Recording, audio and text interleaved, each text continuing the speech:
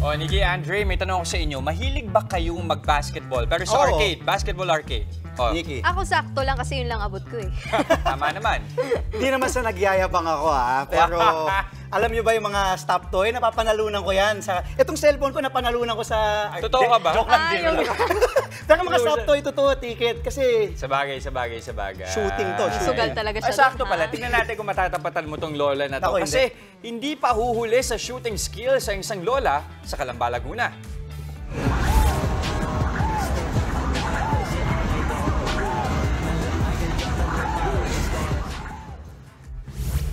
Agaw pansin ang galing ni Lola Flor sa pag-shoot ng bola. Mahigit 500 points lang naman ang kanyang score. Di ko kaya yan. Happy daw talaga ni Lola ang pagbabasketball. Nag-viral na rin si Lola noong 2022. At binansagan pa si Lola Flor na Stephen Curry ng Basketball Arcade. Saludo ako sa iyo, Lola Flor. Walang Grabe, sinabi. siguro ang lakas na ng arms din ni Lola Flor. Nakakangawit Sana ko, makita Jess. ni Steph, no? Sana Oo, makita ni oo, Steph. oo. Yes. Kaya mo yun, Jess? Pansin. Ano na? Kaya mo talunin. Pagpasok ko nga lang sa arcade, sinasampal na ako ng edad ko.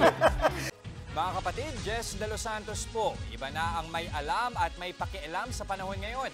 Para sa tuloy-tuloy na balitaan sa Frontline kahit weekend, mag-follow at mag-subscribe sa social media pages ng News 5.